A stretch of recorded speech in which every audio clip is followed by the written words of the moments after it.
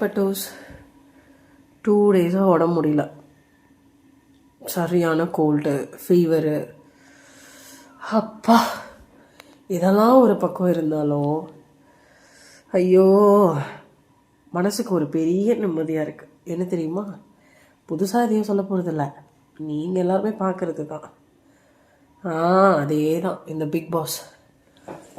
ஐயோ அப்பா, இத்தனை நாள் வந்து ஏதோ மண்டைக்குள்ளே ஓடிட்டே ஏடாச்சா அப்படின்ற மாதிரி இருந்துச்சு. ஆனால் நேற்று நிறைய ப்ரமோ, நிறைய ஷார்ட்ஸ் இதை பற்றி பார்த்தாலும் அப்போல்லாம் திருப்தியாக இல்லை.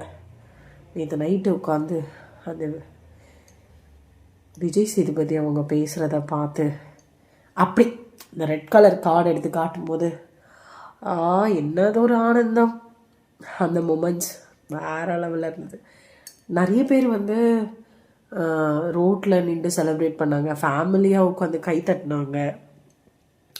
ஸோ இது வந்து நல்ல ஒரு எக்ஸாம்பிள் தான்.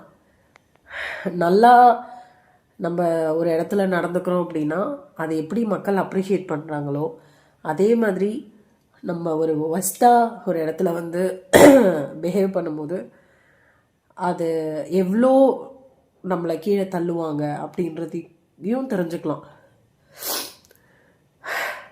இப்போது பேலன்ஸ் இருக்கிறவங்க அவங்க கேமை நிம்மதியாக விளையாடுவாங்கன்னு நம்புகிறேன்.